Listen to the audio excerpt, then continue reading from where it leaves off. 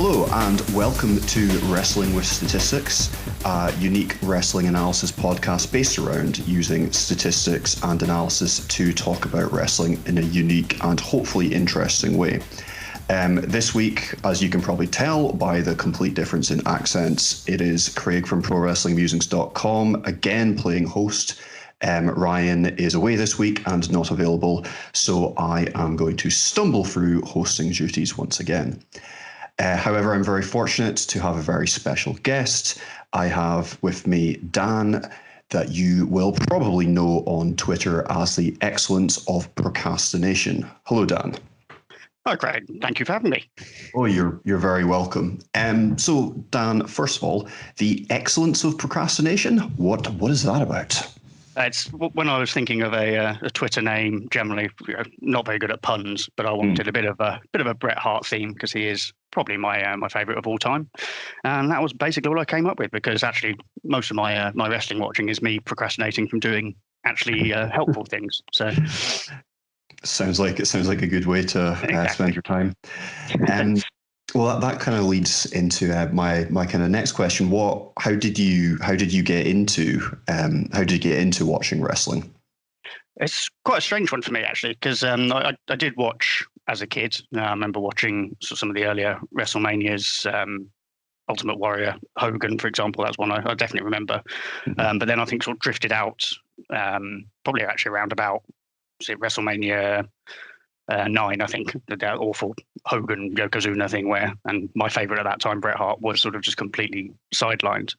And then didn't really watch again until about sort of 4 or 5 years ago. So I missed all the good stuff, basically. But sort of started noticing, I can't even remember sort of what got me back into it particularly, but there's a lot of the videos on YouTube that I was watching. So watching sort of top 10 videos and things like that, the What Culture and Cultaholic videos and things like that. And I sort of did that for a year without really actually watching any wrestling, and then sort of thought, why am I watching these videos rather than actually watching the wrestling itself? And then started to get back into it from there. So you've kind of had like 2 periods of getting into wrestling then. Exactly, and I sort of spent a lot of the last few years sort of catching up on everything that happened in between, which is quite nice actually. And say a lot of bad things about WWE, but the network is very good for being able to catch up on things like that.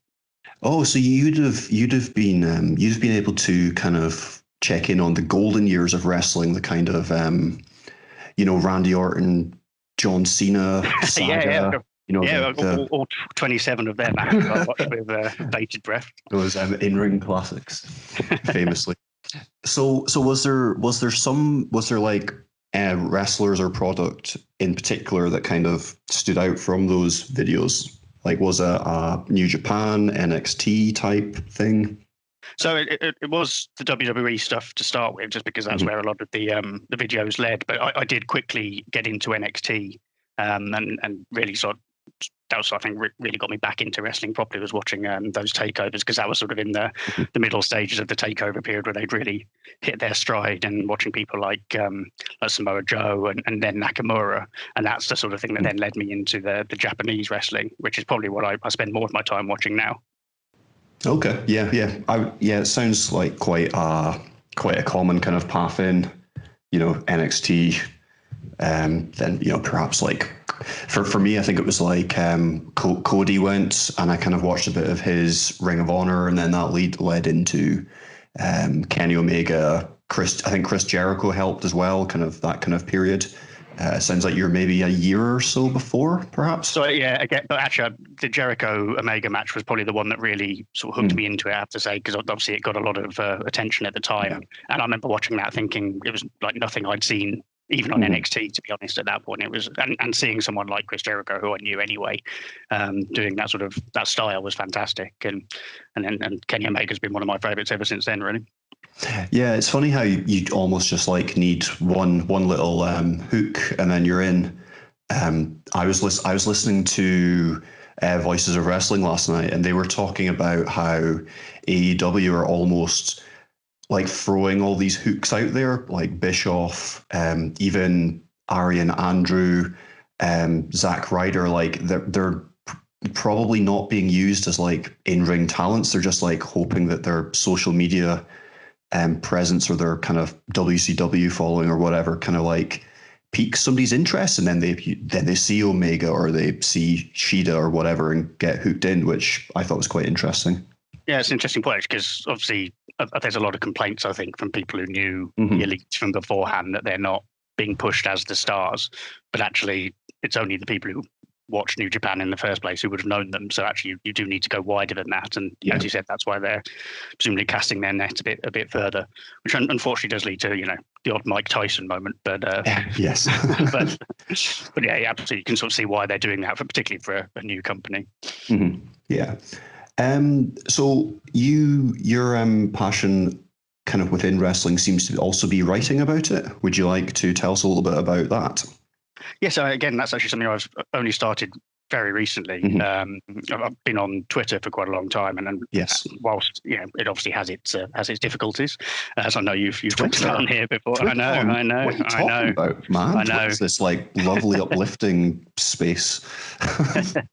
But I've sort of tried to manage sort of who I follow and speak to, and I've enjoyed that side of it, and just realised that I had sort of more to say than 280 characters each time, and yes. so just started doing a bit of writing, and so it really is very new.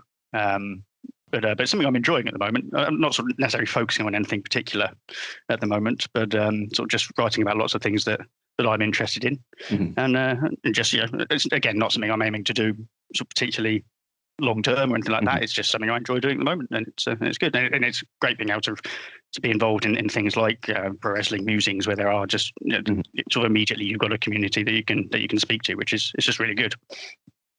Yeah, it's weird, like trying to. This is maybe a bit of a deeper question, but like, how do you find the kind of like I have this struggle with Twitter where like I have my really good intentions where I want to speak about wrestling with people because I don't know about you, but like my everyday life it's a niche interest. Not a lot of people that I've got like one friend that's into it. That's about it. That's one so nice. So yeah, well that's kind of what drew me onto Twitter, and then you kind of want to get more involved and do something creative, but like it's really, really hard I find it hard to manage like the kind of genuine wanting to talk about it and connect with people about it versus the kind of ego bit of like, oh, I've got all these followers, or oh, all these people have liked my tweet, or such and such has retweeted my tweet. How do you find that, having perhaps been on for a bit longer? It is tricky, and I was very guilty at the start of being on Twitter of just desperately trying to increase follower numbers rather than actually sort of looking at who was following and who I was actually interacting with. But I think there's definitely a lot to be said for actually spending time speaking to people in more detail on Twitter rather than just trying to do that. And you get to the same point actually with when you start writing, you need to be careful not to worry too much, particularly in the early days, about number of views and things like that, because actually then it starts becoming not as much fun and you start sort of doubting what you're doing. So I can see how people get sucked down that road, I have to say, particularly in Twitter, where it does become very competitive a lot of the time. But I try my best not to get too upset. And I don't want to say to you that numbers aren't important, because obviously that's against the very spirit of the website. But yeah, it's I suppose it's a balancing act. You kind of need to bear the numbers in mind, but yeah, you don't want to get sucked into kind of social media type bad habits.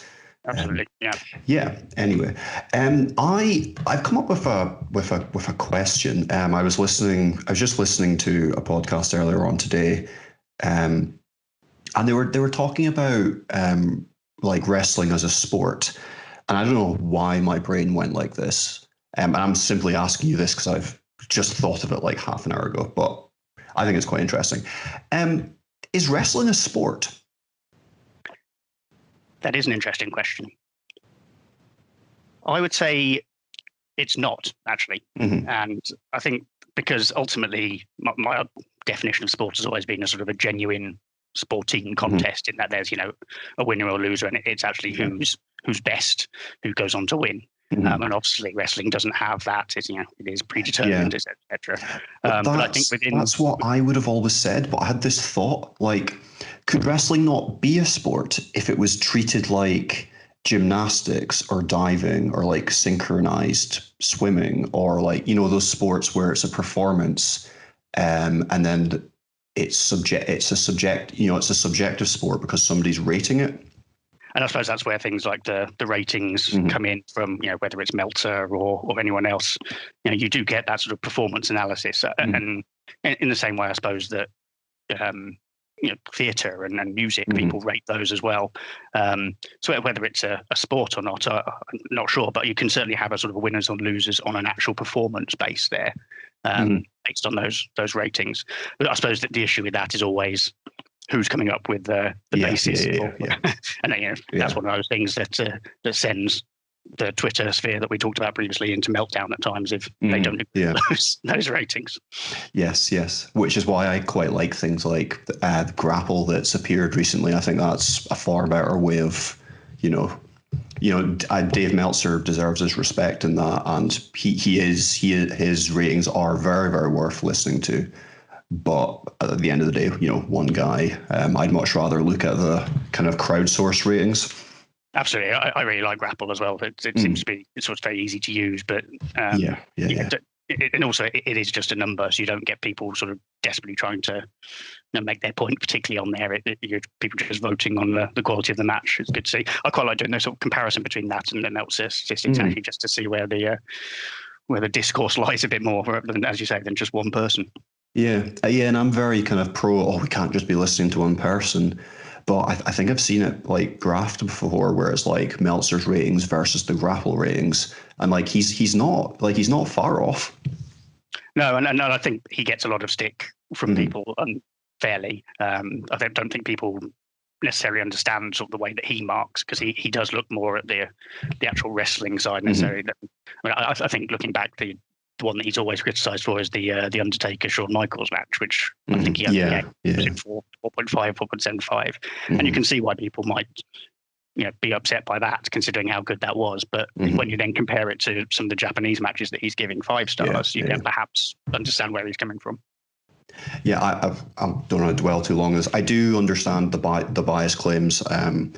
It was the week that it was Bash at the Beach, not Bash at the Beach, Great American Bash versus I think it was just Fyter Fest 1, and it was kind of a case of like Cody and Hager got 4 stars and Sasha versus Io got 3 point something, and it was just a bit, I don't know, even as an kind of a AEW kind of supporting person, I was a bit kind of like, not sure. Yeah, no, that was actually exactly the week I was just thinking in terms of when the bias became a bit more obvious, because that certainly wasn't a 4-star match. No, not at all. Okay, so Stardom, which I have been very pleasantly surprised with the last couple of days. I've watched 2 matches. I watched on your recommendation. I watched Mayu Iwatani. Keep using the M. Iwatani versus Takumi. Oh, this is really bad. Takumi Aroha. I think that's how you say it. That was the first one that I watched, and that was really, really good. Like one of the better matches I've seen this year. And then this morning, just because we were doing this and because it's kind of happening right now, I again watched Iwatani versus Giulia, which again I thought was absolutely superb, like really, really good. How did you get into Stardom? So again, probably more through the NXT side of things there. So Kairi Sane in particular, I thought was fantastic when she first came through. Yeah. And I enjoyed Asuka, although Asuka didn't come from Stardom itself. And then obviously Shirai was the next one. And I started thinking, well, where are all these people coming from? But also some of the sort of more the Western stars that I liked, people like Tony Storm, had all been there as well. So yeah, I went to find some matches just on YouTube to start with. And from there, I just thought this is fantastic, and signed up to the I forget what they call it now, The Stardom network. Stardom, yeah, Stardom World. It's just, I don't know if it's been changed to that name since Bushiroad bought it, but it's like NJPW adjacent kind of in terms of language. Yes, indeed, yeah. But yeah, I just think it's just a very fun but sort of technically good as well promotion. Very, you get a bit very of technically good. Yeah, I mean, I would say that with those two matches, not everyone will be like that. Sure, yeah. When you get, the odd Death Yamasan match, for example, you might have to lower the expectations slightly. But even though that's sort of a good example of that's the comedy in their wrestling, which is I quite like that mix as well. Yeah. So it's very likable. I couldn't even even the promos at the end. It's when you read the words, it's nothing particularly it's not kind of injury smashing pipe bombs, but they just come across really well. I can't quite explain why. I think it's because they're quite natural. I don't know if there obviously isn't a single scripted word of it. I think they're obviously, again, given the sort of bullet points perhaps, but sometimes not even that, I don't think. So it just comes across as quite natural, which is very different from what you see. I mean, even in New Japan, to be honest, there's just something about the Stardom way of doing it that feels much more relatable. So what we usually do is we'll go for the statistics and we have a go at kind of playing kind of wrestling commentator, wrestling critic, and kind of figuring out the story that's being told in the match or the point in the match where somebody wins or loses because of whatever. It's quite experimental, but we've been finding it works all right. So if you as the listener, person who's listening, if you're kind of on a walk or whatever and you don't have the YouTube version up, if you go to prowrestlingmusings.com and you find the Maya Iwatani versus Giulia article, you'll be able to see all the graphics that I'm talking about, which I would suggest does help because it's a fair bit of numbers in a short space of time. So we've got, first we're going to look at the kind of the stats breakdown, what kind of offense was used by which competitor. And there's a very kind of strong theme throughout this match that Giulia is in control and Maya Iwatani is trying to fight back wherever possible. Giulia actually dominates Maya Iwatani in terms of match offense by 14%, 58% to 42%. Leading to her getting in more strikes, more strike downs, one dive each. Maya Iwatani gets 9 grapples to Giulia's 6. Giulia runs away with the submission game. 97 seconds worth of submissions from Giulia compared to 29 from Iwatani. Reversals are pretty much the same. Iwatani's going for more pin attempts, maybe feeling the tide against her and trying to get out when she can. What the other statistic that I did take out of this is there's a really intense part of this match where Giulia and Iwatani are on top of the turnbuckle fighting for dominance, and Giulia lays in 14 headbutts in quite an intense exchange. That is 34% of Giulia's total 44 strikes is from those headbutts on top of the turnbuckle.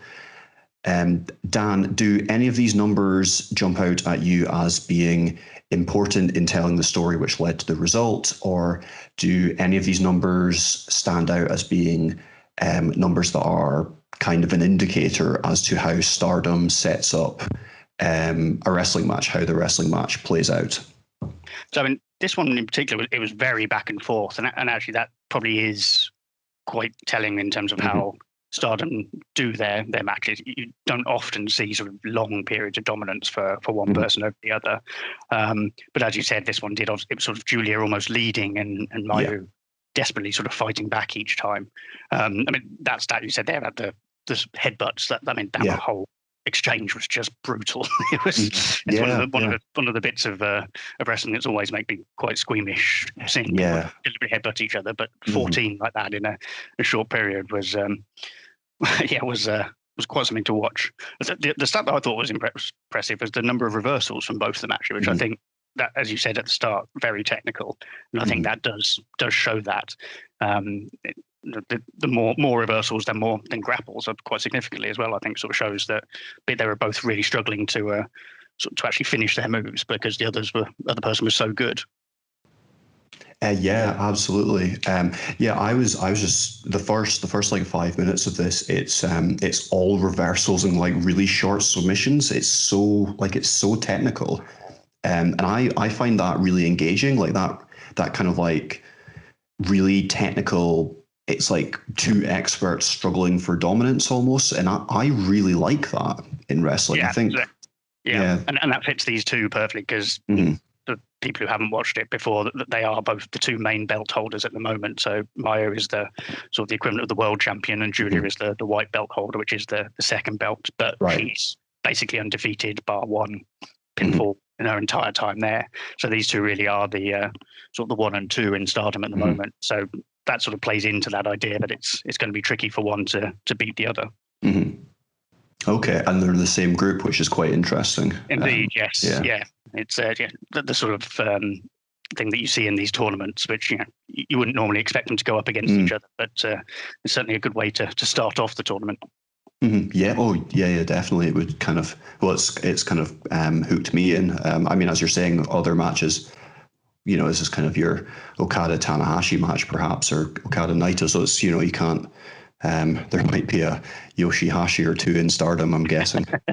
Sadly, yes. Yes. Just on that, the way that they kind of did the match. Sam, I think it's maybe Sam Brown. He goes by Sam B on Twitter. He did an article recently about Kenny Omega and about how the way that Western wrestling is shot might be limiting Kenny Omega. And it was a really good article. He had gifs of like how AEW shoots the V trigger compared to how New Japan do it. And essentially, Western wrestling, when a move hits to kind of play up the impact, they have like a camera cut. So the V trigger hits and then it cuts, and you see the guy falling down. Whereas in New Japan, Kenny Omega would hit the V trigger and the camera's on it all the time. So you really see the impact. I would argue that like that shows more of it. And again, I think that really played out in this. They weren't, when they were kind of struggling for holds, they didn't cut every time somebody twisted an arm or something. And they really kind of showed how the hold looked. And now that I've read this article, I watch what the camera's doing. So like, instead of cutting, the camera just moves, and you can really see what's going on. And it's not something I've ever thought about until I read that, but you're going to have me looking at the camera now. Yeah, yeah, definitely, yeah. But thinking about it, so there was the sort of the kick exchange, which I think was the other. Yes, so yeah, that was. I think at one point Iwatani hit sort of 3 or 4 super kicks, and the camera stayed in the same place for that entire exchange. You didn't see any cuts at that point, so you did really sort of see the full impact of those moves. And again, I suppose the headbutt exchange as well being another example of that.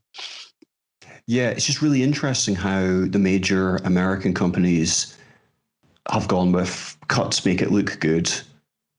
But yeah, I don't agree, I suppose. No, it's a different one. I don't know if you watched it when it was briefly on the ITV World of Sport version that they did more recently. I saw the first episode. I saw the one with Will Ospreay and Davey Boy Jr. Yeah. And that had more cuts than wrestling moves in it. I think it's absolutely baffling watching that one. And I'm not sure. I didn't continue watching that too much after that one because it actually made me ill. There were so many cuts. But no, it's not something I've thought about particularly, but that's something I'll look for now. And you're right, when you think about New Japan in particular and Stardom, they don't move the camera about too much at all. You generally have sort of the same viewpoint for a lot of the match. Yeah. Which is, I'm sure you'll notice it more now, because it's one of those things that like until it's put in your head, you're like, oh, that's why I quite like this style, which is quite interesting. So yeah, Dan kind of mentioned what I was going to mention next before I was able to, which is good. He must have been watching the match carefully. So we're now going to move on to flow of offense. And as Dan so insightfully mentioned, this is crisscrossing everywhere. As the match goes on, it's perhaps crisscrossing even more because there's exchanging of strikes. However, which this graph doesn't perhaps show is kind of all the reversals to begin with. The match very much started with a kind of a Japanese lock-up style where they're exchanging, trying to get dominance, and it eventually breaks down into strikes and grapples, and a wrestling match. The match had kind of two big strike battles. There was like a kick battle. I've never really seen it to this extent. They were kind of doing big boot type kicks and exchanging those, they looked heavy, to put it like that. And then towards the end of the match, there was, from like 13 minutes onwards, there was more of a common Japanese style forearm battle, but that went on for a long time. And if you've got the graph in front of you, you can see it. It's like the pink and the blue are crisscrossing the whole time. And again, the way that this match panned out, it was mainly Giulia kind of has slightly heavier offense than Mayu throughout. However, there's one huge burst of offense as Iwatani tries to get into it towards the end. Whilst that she hits took 3 grapples and a dive in the same kind of sequence of offense. Giulia kind of puts the contest to bed with a kind of an offensive offense of 3 grapples, a 32-second submission attempt. She goes in for a pin, which she doesn't get, but she eventually hits her finisher to win the match. Dan, does any of this stick out as important, or I don't know, maybe a question more for my curiosity? Whilst going through that, does it kind of prompt the memories of that kind of thing, or is it kind of maybe too far removed in terms of language and visuals? No, I don't think that, as I said at the start, it felt like a very back and forward match, and that sort of the flow of offense definitely shows that. And as you said, if you sort of look at the peaks of it throughout, it is Giulia just getting more each time, even though they're sort of going backwards and forwards. Actually, the big peak just after 10 minutes, I'm not sure if that's the side suplex where it looked like she'd absolutely broken Mayu's neck, to be honest. It was one of those things that Mayu Iwatani does, a bit like Will Ospreay. She's quite fond of landing on her neck. There was one where I proper cringed. Yeah. That big jump actually after 10 minutes, that's the headbutt, and then the superplex I think she does off the top. Yeah. I don't know where the suplexes are. Would that have been towards the end, perhaps? I was going to say it was quite towards the end. So maybe it's that. I think that might be in amongst. I think that's that huge spike at the end, maybe. But I think again, sort of looking at that trend, you can sort of see, even though it was back and forth, it was Giulia just getting the most of it each time, and that obviously built up over the course of the match, and presumably that's what wore Mayu down by the end. The other thing, actually, we didn't talk about the submission amounts, but Giulia was focusing a lot on Mayu's arm, which was obviously heavily strapped up as well. So again, just sort of slowly wearing her down over the match, but having to soak up a lot of offense at the same time. Yeah, which again is quite a feature of Japanese wrestling. It's more nuanced. They do kind of tell those more tactical stories. Yes, absolutely. Yeah, it's sort of very reminiscent of some of the New Japan matches when you watch the likes of sort of Goto and Ishii, who will deliver. Tanahashi. So exactly, deliver hundreds of strikes, but receive quite a lot themselves. It's just a case of how the match develops as it goes on. Yeah. So then the other thing I've been doing is I've been breaking the matches down into 5 minutes, and it kind of just the idea of it, Dan, is when you watch a football match and it's like it breaks it down into 15-minute chunks. It's Man United had 62% of the possession, for this 15 minutes, but then only 25 for the next. And I've always found that really interesting because it just kind of shows the flow of the game. Yeah, absolutely. Yeah. Yeah. So this is supposed to be this is essentially what I do. I kind of take things that I see other places and kind of just pretend I've come up with it for wrestling. It's not as smart as it looks. So 5-minute chunks of the match. And what is really interesting here is that Mayu Iwatani, I'm butchering these names. I need to hear them more. Mayu Iwatani actually, so out of the 15-minute match, 17-minute match, so there are only 3 like complete 5-minute chunks of this. Mayu Iwatani actually gets more offense than Giulia in 2 out of 3 of those chunks. The main difference in offense is that Giulia has a huge amount at the end, and the 5-minute period that Giulia wins there's a big bit more of a gap between the 2 wrestlers, so she does get more offense than Iwatani throughout the whole match. But there are chunks where Iwatani is she's not dominated throughout the whole match, which is interesting. Absolutely, and again, sort of plays into that idea that that Giulia's almost taking more of her opportunities. So when she wins her 5 minutes, she wins it by that bit more, which wears Mayu down for the match overall. Yeah, absolutely. Then if you look at your kind of last chart there, this is very similar to the first chart. It's just a lot more visual. You can really see it's obviously the submissions that jumps out there. There's a huge advantage for Giulia there in terms of submissions, and the other advantages for her are a bit smaller. You can see the grapples for Iwatani, and then we've got the kind of the pie chart that really kind of visualizes the offense, and you can see that there's an advantage there for Giulia, but it's not huge. This was still a very competitive match that Giulia just about bested Iwatani for. I found Giulia really compelling throughout this as a first-time viewer of hers. However, I have seen some criticism on Twitter of this booking decision. I don't know what you make of that, Dan. Yeah, it's an interesting one with Giulia because, as I mentioned earlier, she's basically unbeaten since. I say basically unbeaten. She did lose one match and is refusing to acknowledge that. But right, okay.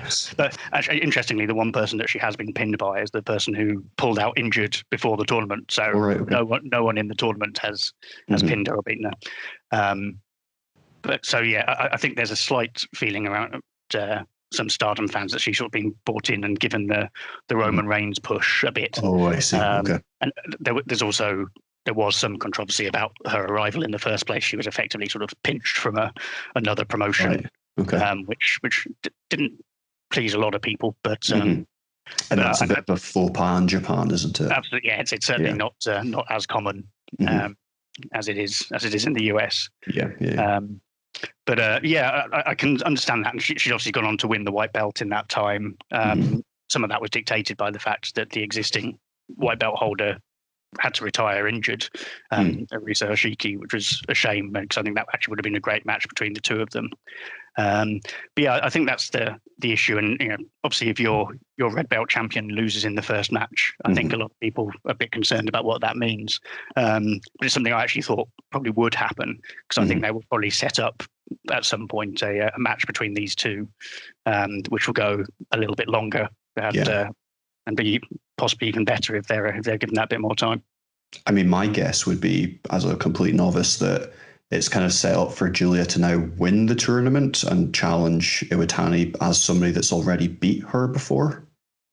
It's interesting. So my prediction to win the whole thing was from the other block, Momo Tanabe. Okay. And my thought around this is, I really hope that Stardom don't get stuck in the double champ mire that most everyone seems to get stuck at the moment. It doesn't work. It's awkward. I don't think it helped NXT either. No. So my feeling is that ultimately Giulia will not win this and will continue defending the white belt. There's actually an ongoing feud between her and Tam Nakano, who's in her block as well. So that'll be one to look out for because they've been feuding for quite a while now, and in fact they were the final of the tournament recently for the white belt. And so we'll get an immediate sort of rematch between those two. So that'll be interesting. But I mean, certainly you could see them just continuing this run for Giulia of sort of winning everything and going on to face Mayu as well. Would the other possibility be that so somebody else wins this and then Giulia's a challenger for Mayu, kind of like they do in the G1? You know, you have your winner, but your champion's lost. So the one that springs to mind is Kenny Omega had to defend against Ishii before he got to Tanahashi at Wrestle Kingdom because Ishii had beaten him in the block. Would it be that kind of tool? Yeah, absolutely. I suspect they will do that at some stage, using that defeat as a reason for that, and obviously the fact that they've had such a good match in the first place, you'd hope it would pique people's interest. Yeah, it's interesting. So obviously I've watched those 2 Stardom matches now, and Mayu Iwatani was the kind of one of the names that I knew going into this. She's lost both those matches. And the Takumi Iroha match, the thing that really stuck out in that match was she only got 30% of the offense. It was a huge 70% to Takumi Iroha. Yeah, that was a very different style of match because, as you said, Takumi just dominated that one. Sort of the much stronger opponent, and sort of bullied Mayu for a lot of that match. Really, it's an interesting match, that one, because Iroha's not actually in Stardom. She was in Stardom previously, but is now in, I think, a promotion called Marvelous, and she was sort of drafted in on a day's notice for that match because Mayu was supposed to face someone else. So the fact that they put a match on like that on a day's notice was fantastic. But it's one of those things that's hanging over all of this is if Mayu goes on to win the whole tournament, who would she pick to face? And one of the obvious ones is Takumi Iroha. I really liked her. I thought she was great. She was. That was one of the first times I'd seen her as well in that match, and she was absolutely brilliant. And looked sort of very dominant, and you could imagine her sort of taking that title from Mayu if that's the way they want to go. And that they kind of did the WCW NWO Rey Mysterio spot with the ring post. Yes, it's quite brutal. Yeah, that was crazy. She looks like a very different. We talked about it sort of being very technical at the start of all this.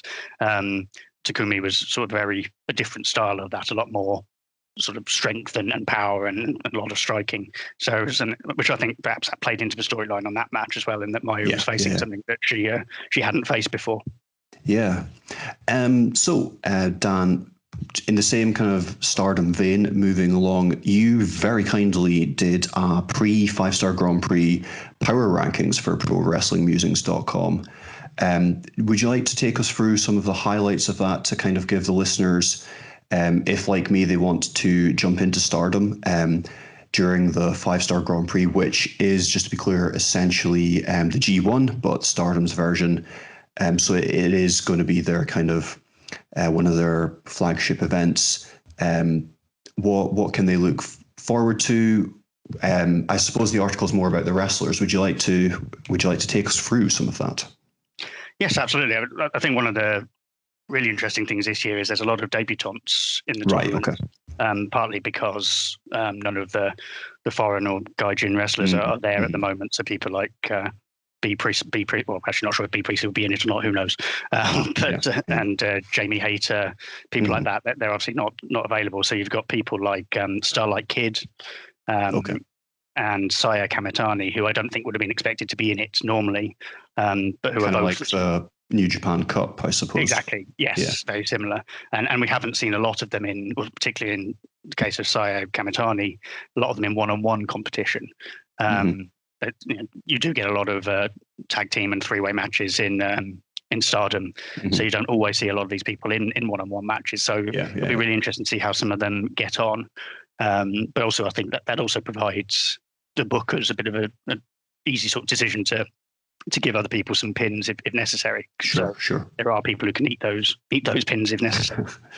But then you've also got people like, so just looking at my list, in terms of the power rankings, I've got Himeka at 13, but she has actually won 6 of the 7 matches she's been in since her debut, and I think she probably will be towards the top of the actual. Is she in Giulia's stable. Yeah, she's the newest member on Donna Del Mondo. So, and in fact, is facing Giulia today, or faced Giulia today, I believe. I don't know what the result of that is, but obviously, I think at the end of the Giulia and Mayu match, he made the point that she was going to be. Yeah. So I think they've got big things planned for her. So while she might not be sort of top of the sort of power rankings as they were before the tournament, I suspect she will be much closer to the top by the end. Yeah. Okay. Who else do people need to kind of bear in mind? So my personal sort of pick to do very well, I've got them at number 4 here, is Momo Watanabe. So she's in the blue block. So the other side of the draw from everyone we've seen so far. But she's sort of had. She's almost a veteran at the age of 20, which is sort of ridiculous, really, but sort of not unusual in Stardom. She held the white belt for a long time, and then once she lost that, so 2019 was quite quiet for her.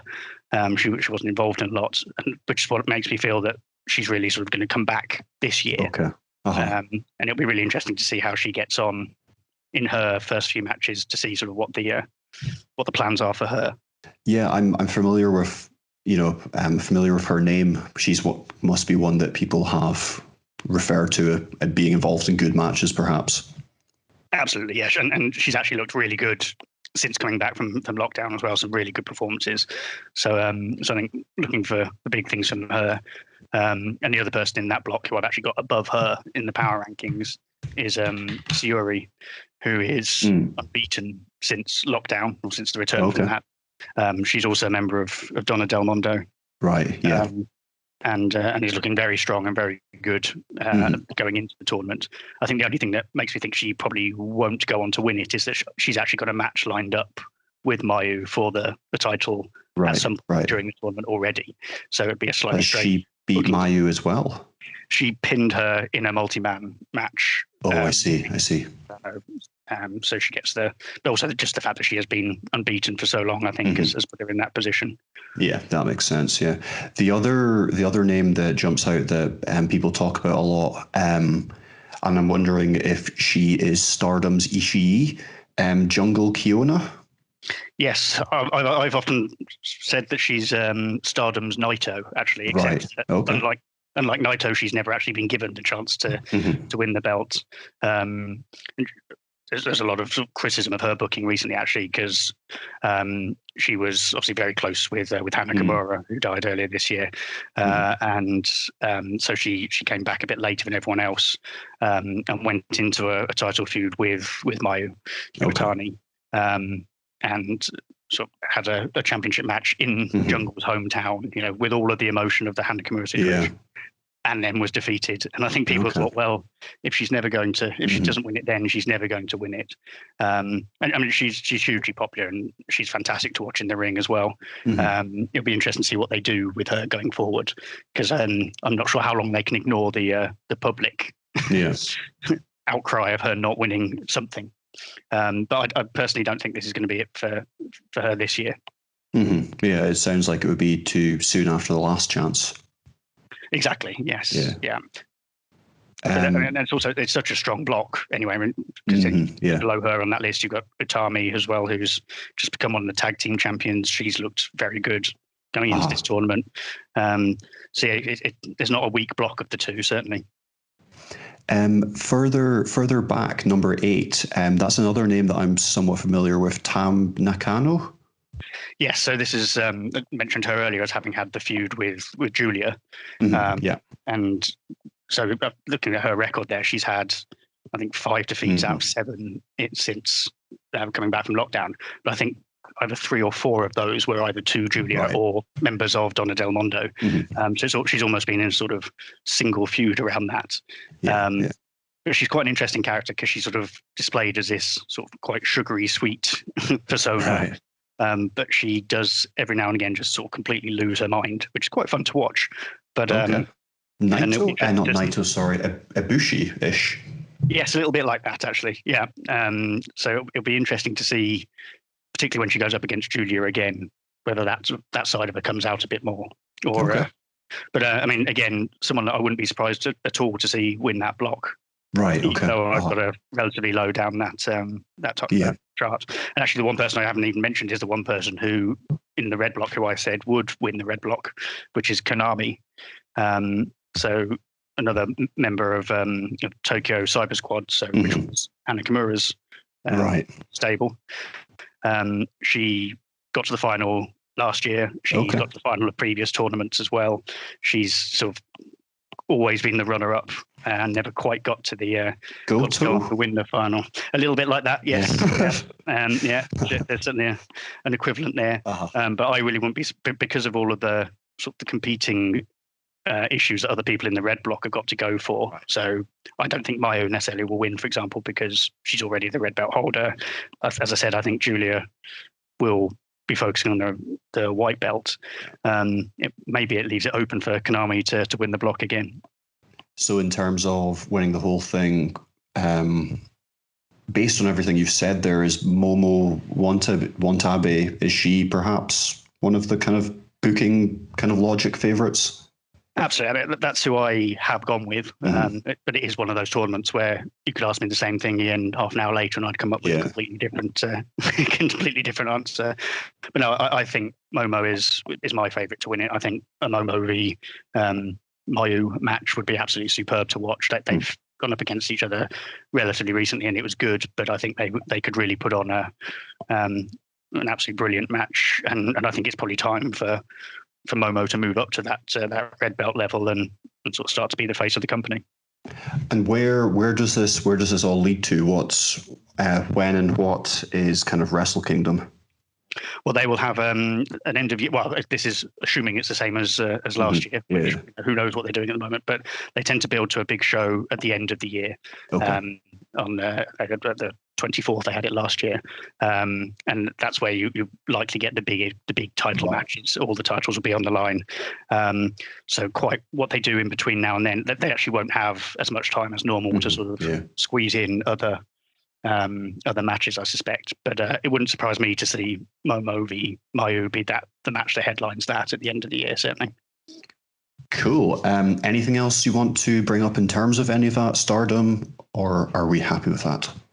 The only other thing I was going to mention is, say, looking at the stats from these matches post-lockdown, if you look at them, the stats for all of Donna Del Mondo are ludicrously strong, and that's certainly one of the stories they're telling going into this tournament. I think they hold the trios belt. Micah holds the future of Stardom belt. Julia's obviously the white belt holder. So I think they are really building them up as a dominant faction. And interestingly, they've all come in from outside, from other promotions. So there is a sort of a slightly NWO feel about it, I suppose. I can't stop comparing it to NJPW. I've got Los Ingobernables in my head in terms of a comparison. Yeah, it's interesting. I would have said more the Tokyo Cyber Squad were that. Oh, really? Okay.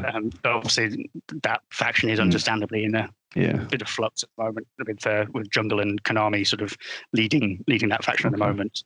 But yeah, I think that the story is going to be the strength of Donna Del Mondo going through the tournament, even if they don't necessarily get to the finals. Perfect. So just wrapping up, Dan, would you like to share your current favorite wrestler, favorite match, and a podcast that people should check out? And I'm really not looking for you to go, this one, a genuine podcast recommendation. So in terms of favorite wrestler at the moment, probably Darby Allin, actually. I'm saying that sitting in my Darby Allin t-shirt at the moment. Oh, really? Oh. I think I love it. I've seen him sort of on the indie scene in the UK a couple of times before he went to AEW, and I really like his style. Like watching the Moxley match this week, and there was a moment where he just did a dive through to the outside, which most people use their hands to sort of block them. He literally just torpedoed straight into. It's just, I can't imagine he's going to be resting for very long. But I always remember. I remember very clearly the other one he did against Moxley in the first match. I think it was Moxley where he just came into the ring and sprinted and loped straight away. Absolutely, yeah, very similar approach, and it's sort of thrilling to watch someone who's, again, a very different style to normal. I always like people who stand out for that reason. Yeah, I think he's compelling. I think that's the word for him, compelling. Yeah, exactly. My only concern about him is when they're going to actually be able to move him up, because he keeps losing in these tough battles, but he will need to win at some point. Yeah, absolutely. In terms of favorite matches this year, my favorite match has been the Adam Page Omega versus the Young Bucks match. I absolutely loved that, and I love everything that they've been doing with that whole division actually this year. I think it's been such a sort of good story from beginning to end, and then they keep adding to it now with FTR coming in as well. I think there's so much to enjoy about the storytelling there. But then away from AEW, the Takumi Iroha match and Mayu, who is one of my favourites of this year, certainly. And do you have a podcast recommendation? In terms of a slightly different one, so we talked a lot about sort of things like Stardom and AEW and wrestling here, but there's a particularly good one called Bang Bang Podcast, where a couple of guys basically go back and pick an old school wrestler. So I think this week they talked about IRS, and basically they get drunk and chat about it. Okay. And it's a fun little sort of community to be part of. Actually, they sort of do a lot of interaction with people, and they also go and look at some of the old shows. So they did an old Clash of the Champions recently. So again, whilst I am quite critical of WWE a lot of the time, it is nice to go back and listen to some of the positives about them a lot of the time. Yeah, absolutely. There are some. There are, yes. Sometimes you have to go quite far back, but yes. There are some. Thank you very, very much for joining us today, Dan. It was really good to pick up a different topic and explore Stardom. Hopefully people that are listening will be kind of motivated to go and check it out. It is from my point of view, it seems like a really good time to do it, and I've certainly really enjoyed the two matches that I've watched. And I'm kind of intending on I won't be able to watch all of the 5-star, but kind of picking up the bigger matches that get kind of well rated, or that have the kind of people that have been particularly interesting so far. Is there anything you'd like to share with people in terms of like where they can find you on Twitter, or where to pick up, how to kind of get your blog and that kind of things? Absolutely. But first, thanks for giving me my podcast debut. It's very kind. Brilliant. My Twitter is @DanSpursQuins, which unfortunately gives away my football allegiance, but hopefully people won't talk about that. And sort of the articles that I write, some of which are on Pro Wrestling Musings, I sort of collate them on my site, which is wrestlingwithprocrastination.co.uk. So yeah, have a look at that and let me know what you think. Brilliant. Thank you very much for joining us today, Dan, and thank you very much for listening.